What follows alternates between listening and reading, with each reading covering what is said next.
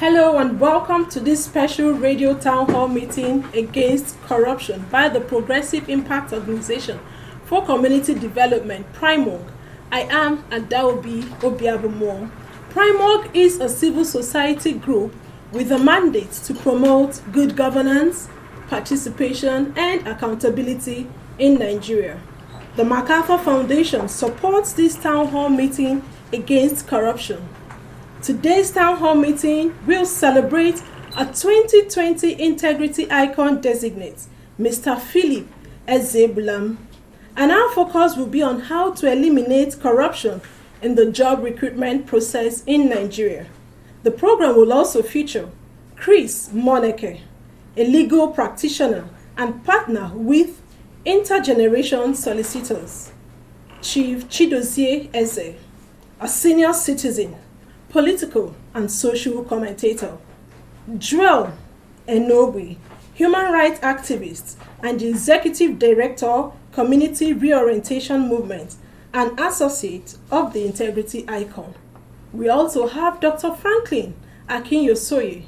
He is a human resource consultant and the CEO of Mesa Consulting Limited.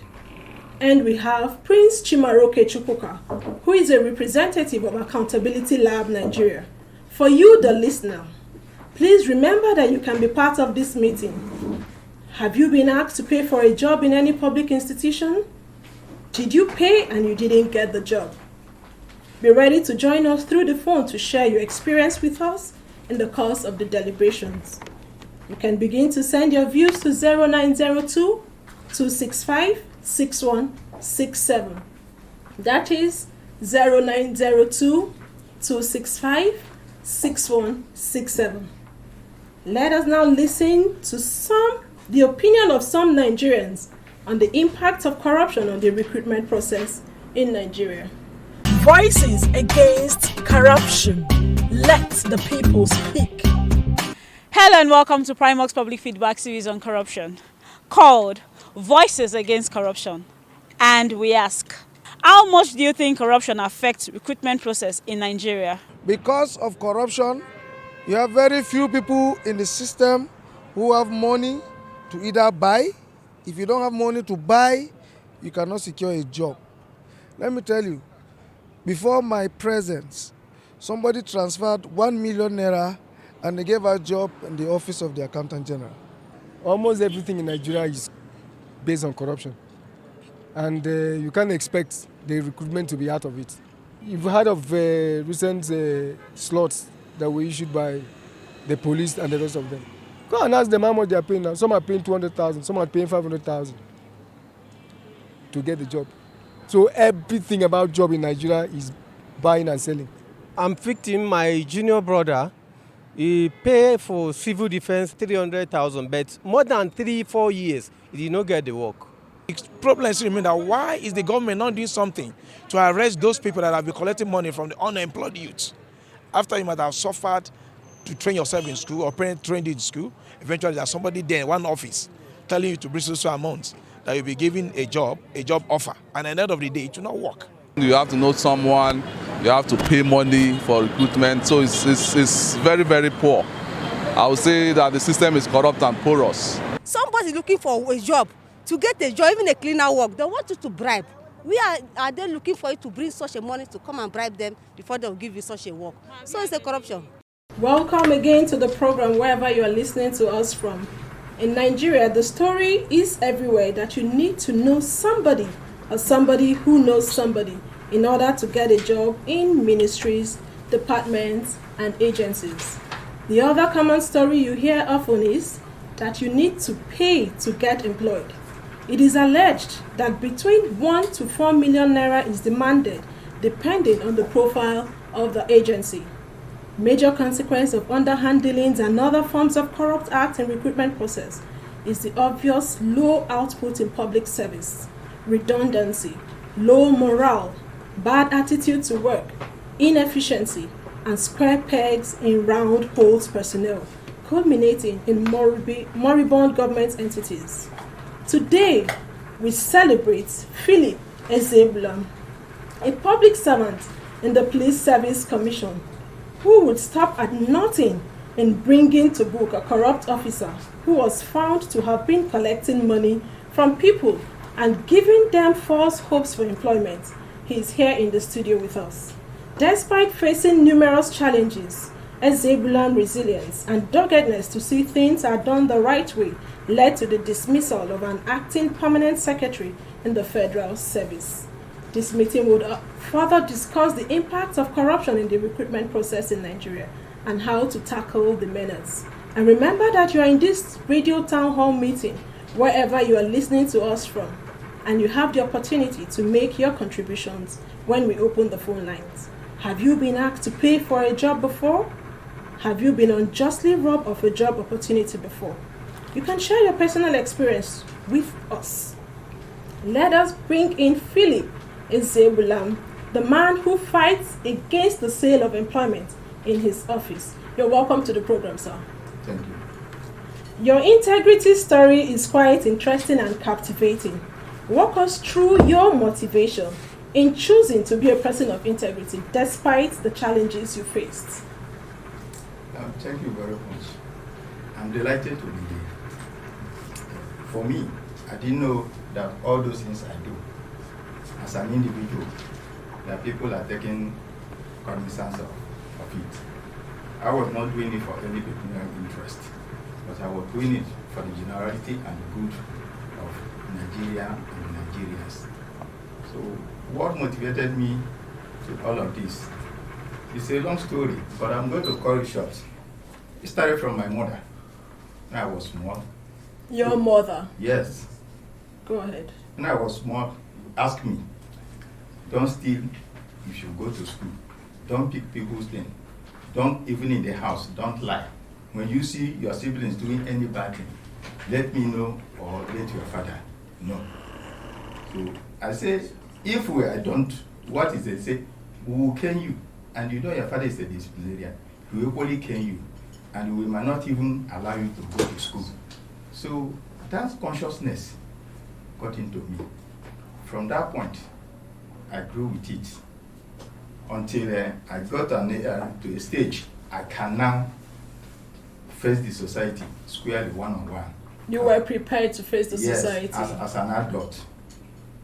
Where I am coming from now is about 35 years now, 1985. I had to set example with my own father because there was a decision they collectively took, which I felt that it was a wrong decision, that a woman that was married and he lived 27 years with a husband, there were no quarrel, eventually the man died and the man gathered some weight. And his brothers who were looking up and down, idling about, now conspired with the kindred men that the woman should be sent away, that he had no child. Fortunately for the woman, I was at the burial, and my father was at the burial. My mother was at the burial. So after the burial ceremony, 7 days after, they said that the woman should go. The thing got me annoyed. I came to my father. I said, why is the reason why this woman should go? The woman that you people should have even sympathized with, having lost her husband, you are asking her to go. He said, no, it's the decision of the kindred men. I said, but you are part of it. He said no. I said, no, you are part of it because I was in that burial. The food they brought you ate, the meat you took, the drink you took, even the raw meat you collected to this house. At one point in time, did you say no to this decision? So you started with your father. I started with Let's fast forward to your when you were in the office. You challenged all the ills in the office. Coming to the office, if I say let me give you all the narratives, who might not time will not permit us. Yes, I started in NSITF in 2003. So there was a change of guard. A new management came. Some of the old ones were elevated. And I happen to have worked in that floor for 7 years. I know the nitty-gritty in and out of that place. So they brought me when my former boss from Jigawa left, sent me to one office. When they brought new management, they brought me back. So they told me why we brought you back is because of your experience. Okay, based on that, the man I was working with, there was a contract of over 450 million. They said they awarded before that administration elapsed. Fortunately, the new managing director was an essay to the former managing director. So they did not push the contract approval for him to approve. They now brought it to my boss, who was a new person in the office, that these contracts, they fell under his purview. They now seek my opinion. I say, no, you don't need to sign it because you were not here when it was awarded. That the present managing director was the essay to the former managing director who awarded that contract. Push the file to him, let him sign it. So he took the file back. I didn't know that himself was interested in the money. So you stopped the corruption in the process? So I am coming. So when I put the file back, when they put the file back, I didn't know he was interested in the money. What they did was to quickly transfer me from Abuja here to Port Harcourt. In that process, they concluded with the deal. But I was still having the copies of this thing. So later years in 2015, in 2005, the thing bounced back. They were made to refund this money. Thank you for standing upright and being an integrity icon. From what you said, the motivating factor here is your upbringing. Yes. And your mother played a key role in this. Yes. Women are wonderful.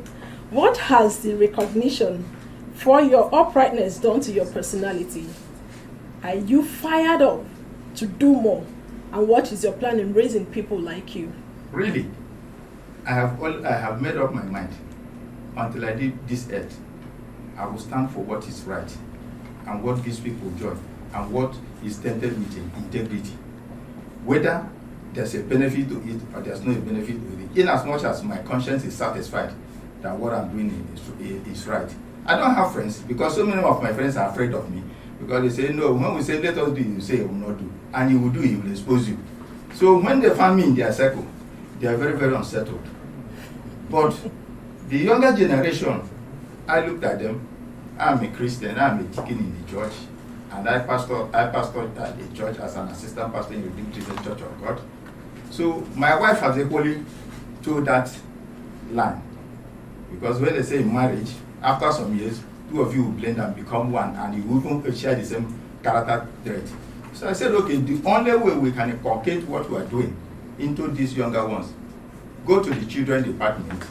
I will go to the teenage department, even as a school Sunday school coordinator. I teach those teenage the word of God. My wife will take the smaller ones. In the process of telling them the word of God, we all equally teach them morals, the norms, what they stand to benefit in life if they are upright, if they live righteously according to human ethics and religious ethics. Thank you so much for inculcating the moral values on the younger generation.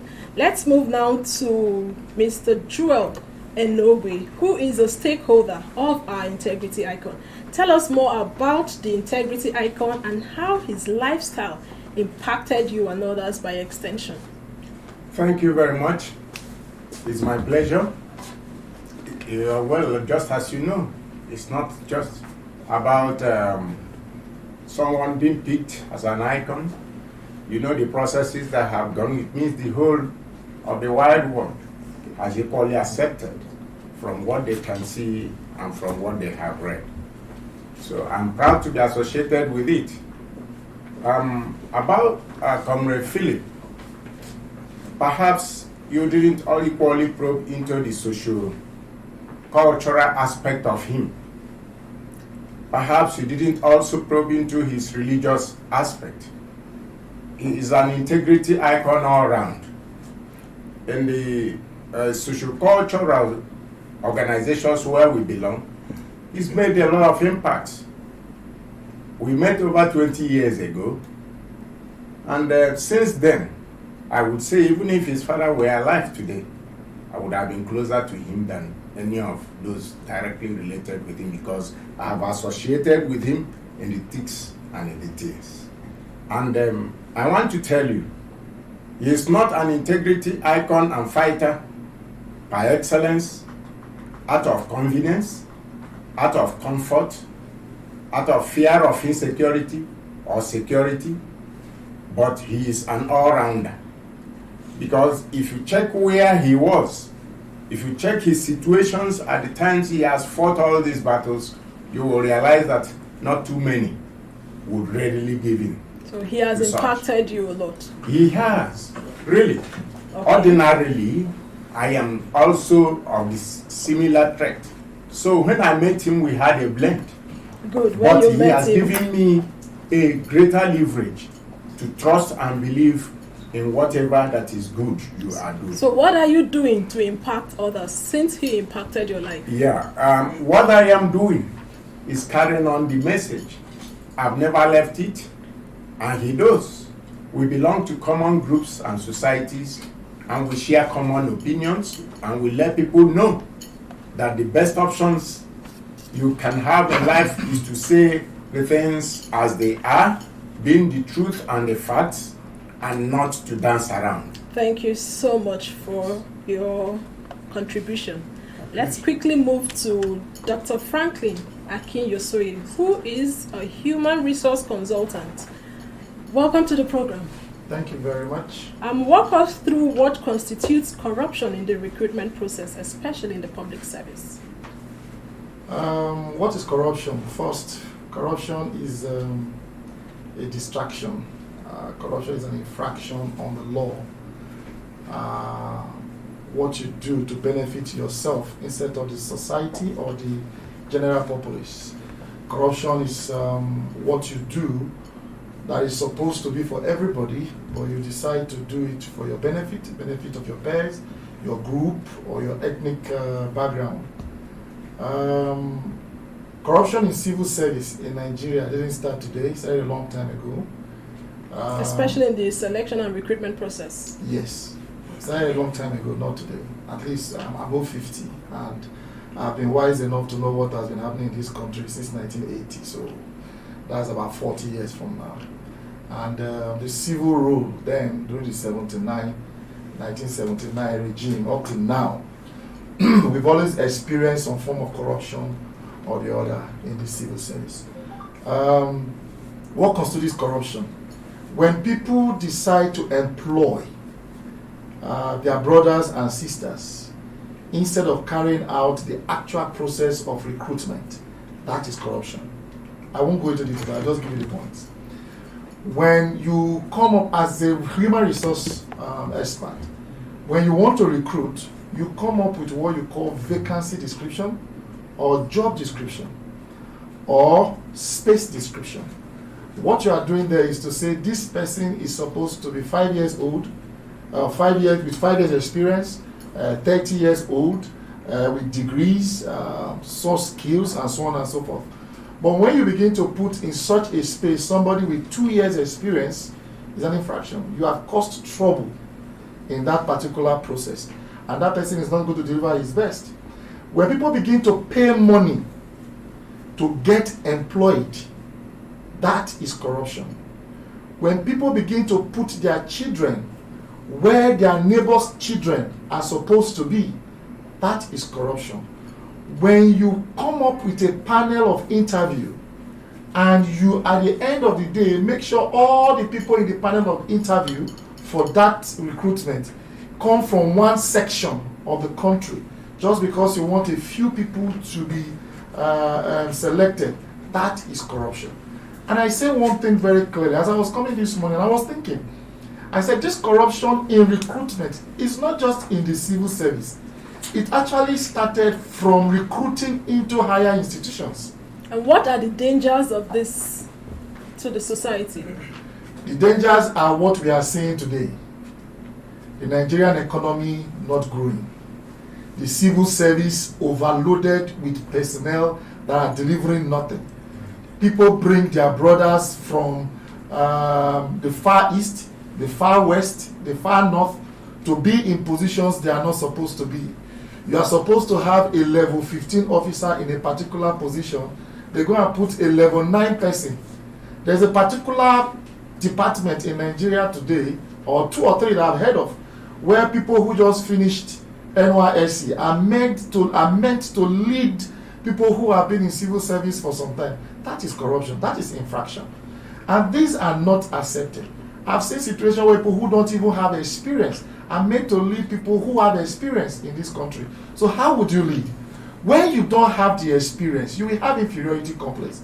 Even if it brings your life for you to sign, you will sign out or you will sign on it. So that is why we are not moving forward. Our economy is having issues. Our socio-cultural environment having issues. Projects all over Nigeria are not completed. And if you talk to those old bureaucrats, those old civil servants before, they will tell you that people we have there today don't even have what it takes to be civil servants or to lead us as far as this country is concerned. Okay, we'll get back to you. Thank you so much. Let's quickly move to Barrister Chris Moneke. You are a lawyer. Walk us through what the offense of selling job or other forms of inducement to secure job constitutes. Thank you very much for having me in your program. Doctor have really said it all. If you are talking of what runs through my mind, so many things, particularly negative effects. When you sell jobs to people who are not qualified. But before you say that, have you experienced this before? Sale of job in the public sector? Unfortunately, I'm in the private sector. You've never heard of it before? I've heard severally, but I'm coming in contact closely to it by this program going on now. But experiences I hear people say, it's heart-wrenching. It's not really a good experience because they will part with huge amount of money. First and foremost, the question I do ask is, if you are offering a job to somebody and you allow people to go through interviews, if those people did go through the interviews and they passed, why are they not getting the job? Why are they not getting the job? So why must it now be sold? If somebody undergoes an interview for an employment and you are sure you went through his credentials to interview such a person, onus is on you to do what? At the point of passing the interview, to be given the job. But is it an offense to sell job, public service jobs? It should be, and it is. It's corruption. It is corruption because why are you selling it? Is there no civil service rule? We have. And there are procedures and all the things that are needed for people to do before they get job in the civil service. So selling it is an act that truncates the processes of employment. It is not a thing to be condoned, but it is happening. It is happening. So why are the perpetrators of this corrupt act in the selection and recruitment processes not brought to book? That's a very good question. Unfortunately, people who pass through this don't come out to complain. They don't come out to complain. They don't come out to report to the authorities who are supposed to handle issues like this. They would rather be complaining. You know, there are two different things. You talk about your experience and you are complaining are two different things. When you go to complain, you actually make the authorities either by writing to them or you go physically to say, look, I had an experience in this ministry, I was employed, and this is the person. Call the person to name, and such a person will be brought to book. But when you don't complain, you don't talk about it, you are not bold enough to go and say, I paid 500,000 naira for my job. That is the problem. That's why you don't see perpetrators being brought to book. Thank you so much for that, Barrister Chris. Thank you. Now we move to Chief Chidozie Eze, who is representing the ordinary Nigerian here. I have used the word ordinary advisedly. Nowadays, stories abound of how the high and mighty ones corner available employment opportunities, especially in choice federal government MDAs. It's possible. Is it possible for Nigerians to get a job in the public service without knowing somebody or paying for it? Thank you very much.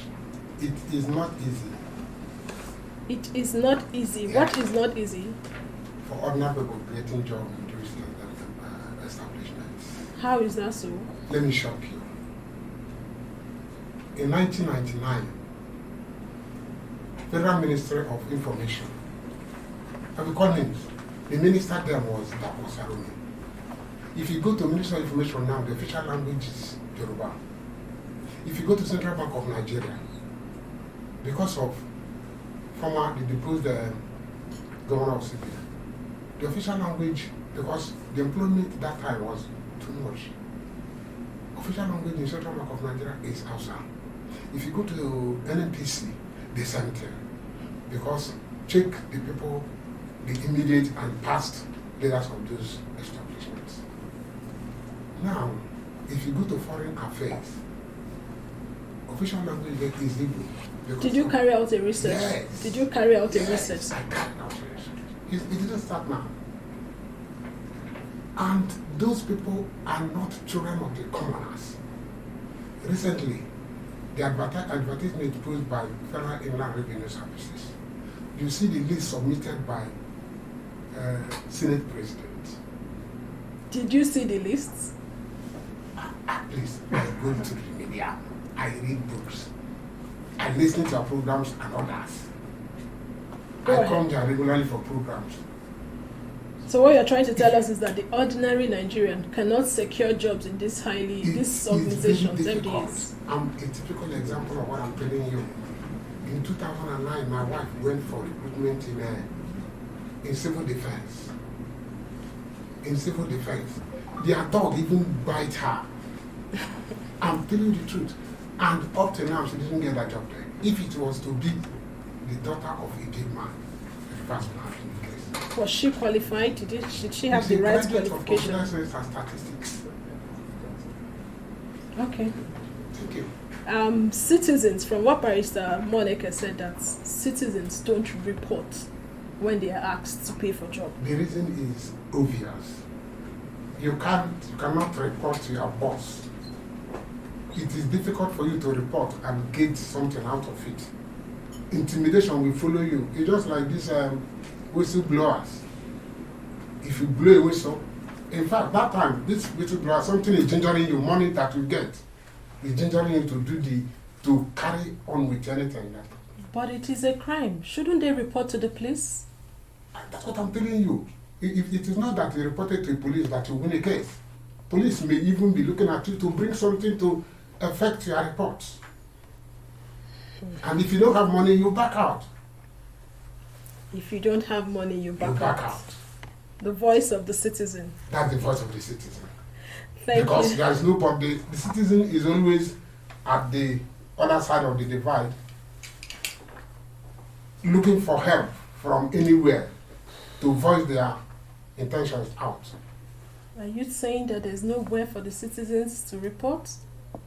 There are so many ways for the citizen to report, but you must have to. It will take your time. It will take your money for you to succeed.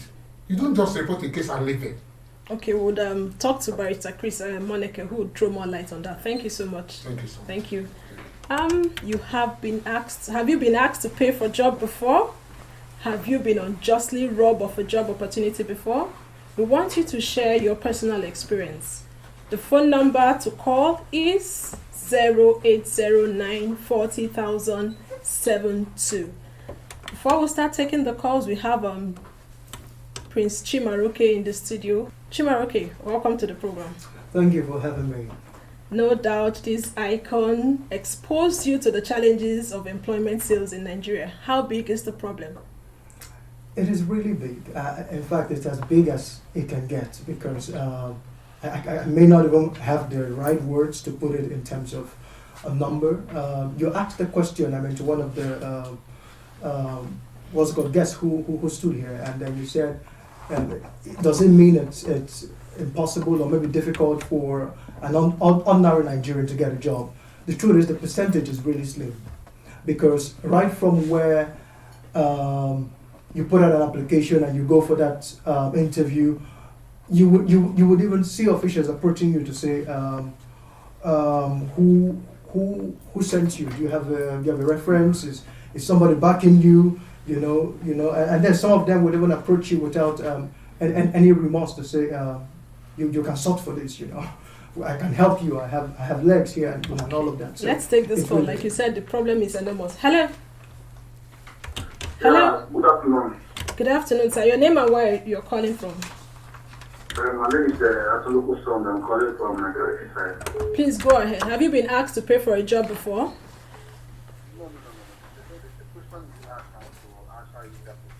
Go ahead, please. But why is it that the people don't complain if they were asked or if they pay if they are asked to pay for a job? Yes. Before they're employed. Because some of them nobody wants to be arrested. Because the government says that the giver and the receiver receive the same punishment. If they want public to complain, they should remove the punishment from the giver.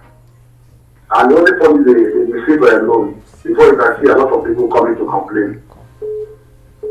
That's where you can get a lot of people coming to complain. But you see, the receiver, the giver and the receiver, if they can receive any punishment from the giver, then you see many people coming out to complain. Shouldn't the giver also be punished for giving out money? Can you hear me? I'm hearing you. The person seeking for employment who paid for that job, is the person not guilty also? It's desperate. Everyone be desperate to get what he wants. Okay. And there's no alternative that to give. And there's a place you'll be given, you will not be given this job. And there's a place you give and you will give the job. Alright. But if they can receive the call of the giver not to be punished, then you see a lot of people coming out to complain. Thank you so much for your contribution. Hello? Good afternoon. Good afternoon. Your name and where you're calling from? Yeah, my name is Pride. What's your name? Yeah, my name is Sunday. Sunday. Yeah, I'm calling from Garut. Have you been asked to pay for a job before? Well, I've not been. I don't know, I'm a self-employed, but I've paid for a job. I don't want to secure a job. Did the person secure that job? Succeeded. So why did you pay for the job?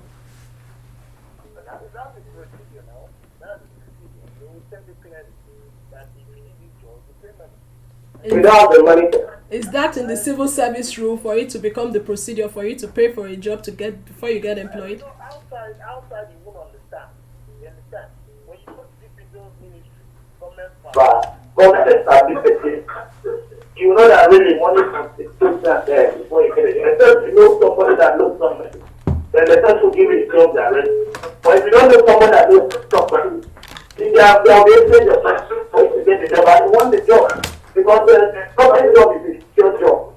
Yes, and that's why people are going to job and to get the job. And the reason why it's not just collect the money more than you. So if you report, you can lose the job, or sometimes it might be a problem. It's not just ordinary people on the ground that collect the money. The people on the top. And people who report to the job, they are more than you. They have all the tactics from anywhere you can talk about. So the important thing is getting what you want. So why are you going to expect of a position anymore? Especially if you don't know what you want, that is when you start crying that you have collected your money. And if you don't have evidence to back it up, your case has no merit. Thank you so. Thank you so much for your contribution. Thank you so much. Prince, is this strange? Well, would I say it's strange? I don't think it is because it's been a long time coming. I believe maybe the school system has contributed to where we are now because even corruption has gone into the school and people no longer question this because our school system has taught us to only memorize things the way they are as against challenging the status quo or asking questions. And I think it has produced graduates or young people or a generation of people who have refused to ask questions. We are not challenging enough. We're not challenging the status quo enough, like you said. I don't think we are. I thank God for civil society. I thank God for what PRIMORG is doing. I thank God for accountability lab. A few good men and women who are still in the civil service and who have said they would not compromise on standards. And that they would, be sure that what is right is being done every single time. So what is Accountability Lab doing to identify more Nigerians of integrity in the public sector? In fact, we now have volunteers across all 36 states. I mean, for the first time, we now have them. And then they are everywhere now, going into a lot of these public service organizations, and then they're asking questions, trying to find out if there are men or women who, by virtue of their character, have refused to compromise on standard. And we're already receiving nominations. And thank God, I mean, since 2017, we've been discovering that within the public service that there are men and women of integrity who have, sworn to themselves that they will not compromise standards. And we keep celebrating them. So from 2017 to 2020, we're still doing it. And on Thursday, you are celebrating more icons? Yes, on Thursday we would be, celebrating 5 amazing icons, men and women of integrity within the public service, whose story of integrity is just mind-blowing. I mean, thank God you already have one of them here on this program. So you're optimistic that these icons are influencing other Nigerians to be persons of integrity? Yes, in fact, what we're doing with the Integrity Icon Project right now is not to stop at celebrating these icons and amplifying their stories, but it's also trying to build a clique of integrity champions within their work environment. Because for corruption to happen, you will need agreement between both transacting parties. You understand? And if you have only a few persons, or maybe one person within a colossal of staffs, trying to resist corruption, it will be too much work. It will be too much a burden. So what we're trying to do is to see how we can make these icons become trendsetters within their work environment. Begin to talk to one colleague, another colleague, mentor a junior staff, talk to a senior staff, and see how they can together build a clique of integrity champions. That way they begin to depopulate the side that would want to allow corruption to happen within their... Together we'll build up the integrity and consider. Thank you so much for that. We'll have a call. Hello? Good afternoon. Your name and where you're calling from? Hello, good afternoon. My name is Abraham. I'm calling from Suleja. Let's hear you, Abraham. I want to add to what your invitees are saying about corruption in the public sector. The recruitment process. Are you hearing me? Loud and clear. Corruption in the selection and recruitment process in the public sector. Yes, I want to add to what you people are discussing there. Go ahead. Okay, you know, this is not time to give. And you have been there, but I want to tell you now that it has multiplied in 100. I'm telling you now, in FCT teaching studies, there are some areas that we lost you. They will give some district to give it to, and who are not qualified. And those individuals will say that those between 500 and 800,000 naira. The teaching sector. They are doing it not with impunity. Let's see how we call it later. All right, thank you so much. I'll be expecting your call. Hello? Hello? Good afternoon.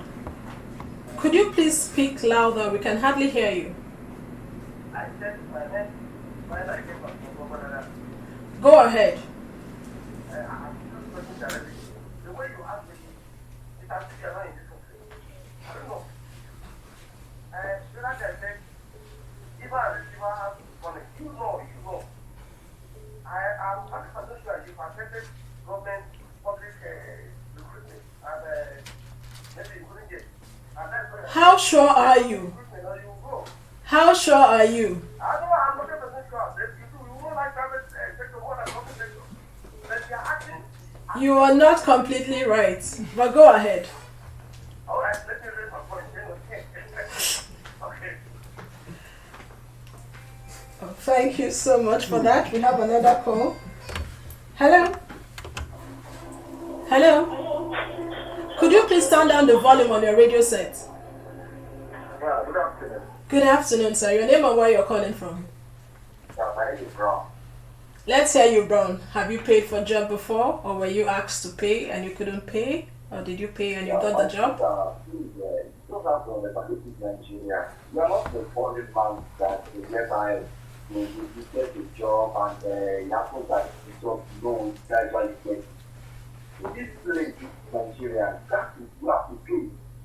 I'm getting an opportunity to look for a job as a police. Are you trying to say that all those in the public sector paid to get their job? Go ahead. And then, like I was saying, so you don't just get a job like that easy in Nigeria again. The first thing, last thing, I asked to bring 300,000 when I wanted to look for a job. They told me to 300 so they can help me out.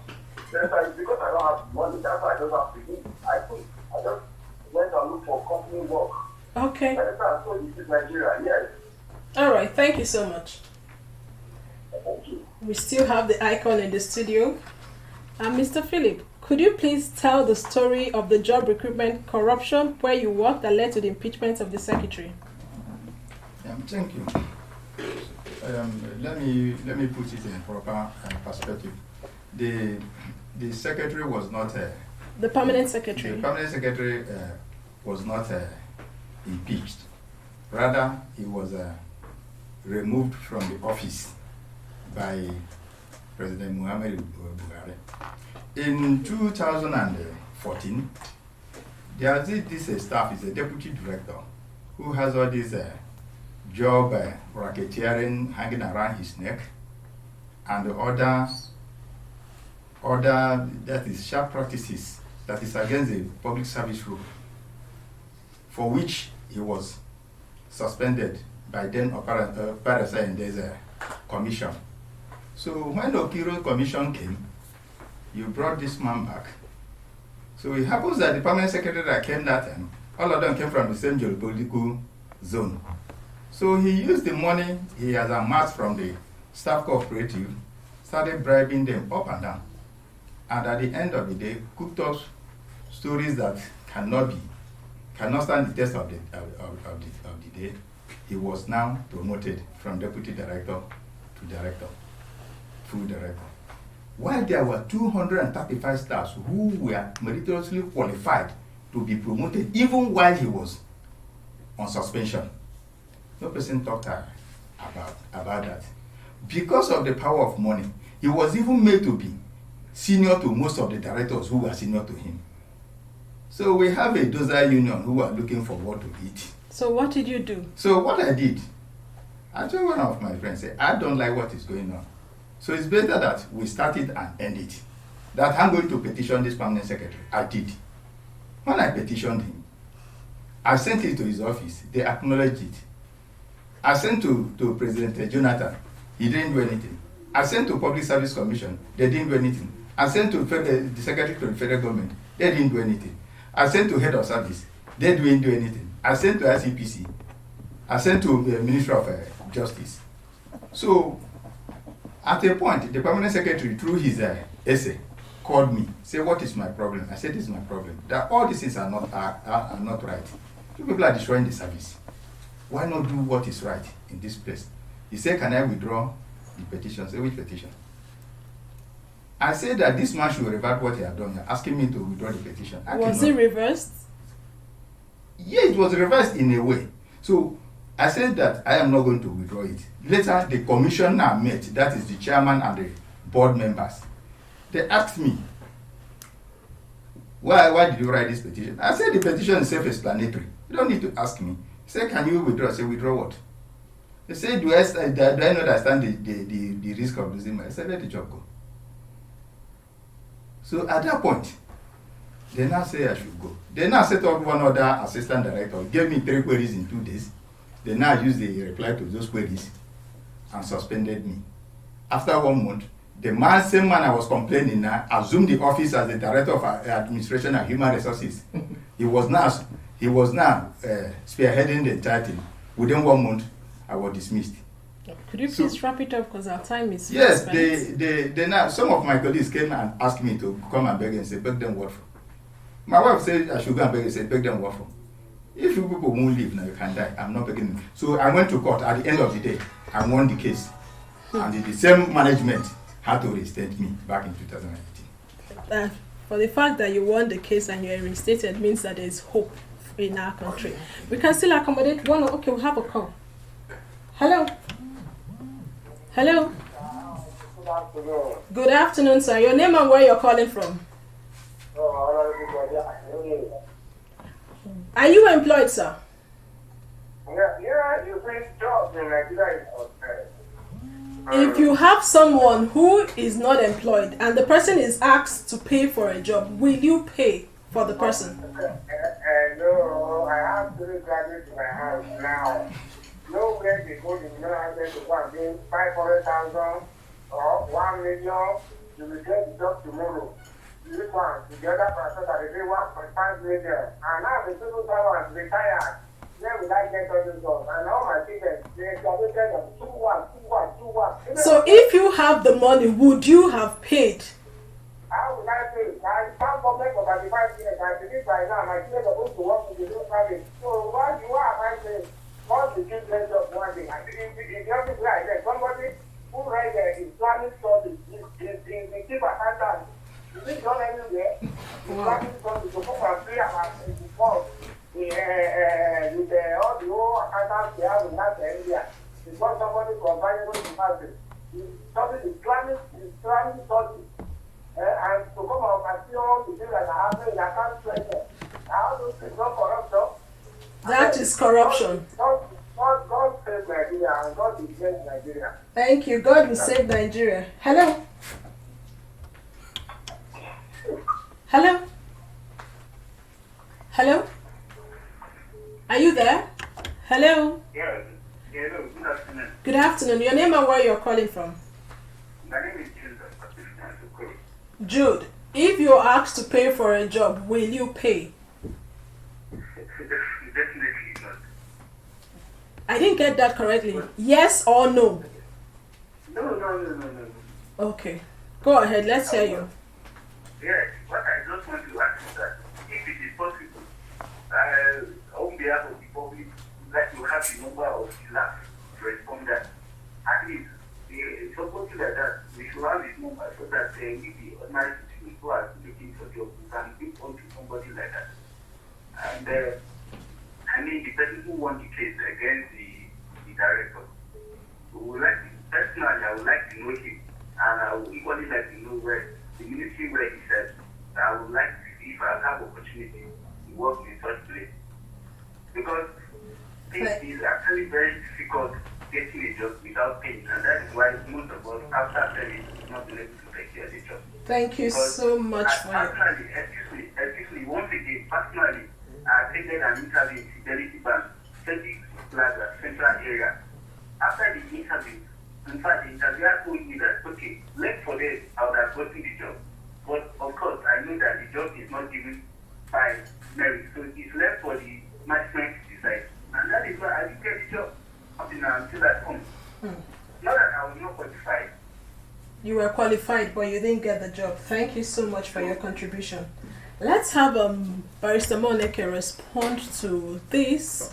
How should citizens report? And I'm glad that someone said if he's asked to pay for a job that he wouldn't pay. How should citizens report when they are asked to pay for a job? What should they do? There are procedures. We are a country being run with rules or by rules. If citizens are asked to pay for a job, ordinarily what they should look out for. There are areas where they can make their complaints to. We have the ICPC, we have the police, even the EFCC should also. Are they accessible? They are. All you need to do is to put up your complaint in writing. Go in person, because that will be the strong evidence. If you are the one involved, you put up your issues in writing, go with your letter, submit it, and make sure you have an acknowledgement copy in case you have been asked to tell us when such complaints were made, because sometimes when you make complaints, you go back, they will tell you they can no longer find your letter. But your So it's good evidence to have the acknowledged copy of your petition. So these are the channels where we can go to make our complaints. Thank you so much. You just heard from Barrister Chris Moneke. There are channels for you to make your complaints. The ICPC is there, the AFCC is there, and we have the police. With this, we've come to this special radio town hall meeting. Like our icon said, until I leave this earth, I will stand up for what is right. Will you, as a citizen of Nigeria, stand up for what is right? If you have a message for us or you want to react to what you heard on this program, please reach us through 0902 265 6167. That is 0902 265 6167. Or through info@primorg.org. PRIMORG is spelled PRIMORG. I want to encourage you to please visit the news page of our website, news.primorg.org. That is news.primorg.org for all the details of our reports and interviews. We sincerely appreciate Philip Ezebulama, a shining example in the public sector. We also commend Joel Enebu, who our integrity icon has influenced positively. We also appreciate Chris Moneke, legal practitioner and partner with Intergeneration Solicitors. Chief Chidozie Eze, senior citizen, political and social commentator. Joel, the human rights activist and executive director, Community Reorientation Movement, who is an associate of our integrity icon. And Dr. Franklin Akin-Yoshoyi, human resource consultant and the CEO of Mesa Consulting Limited. And lastly but not the least, Prince Chimaroke, who is a representative of the Integrity of the Accountability Lab Nigeria. Please visit our website primorg.org to get all the information about PRIMORG. Again, PRIMORG is spelled PRIMORG. PRIMORG's engagement against corruption is supported by the John T. and Catherine D. MacArthur Foundation, committed to building a more just, verdant, and peaceful world. Get more information about the foundation at its website, macfound.org. We will give you enough notice for our next radio town hall meeting here. Please follow us on all our social media platforms at official PRIMORG to get timely information on all our activities. Many thanks to the PRIMORG team for a wonderful work. And to the executive producer of PRIMORG's Radio Town Hall Meeting series is Agbonsuremi Okeria. I am Adaobi Obiabumo. Stay safe.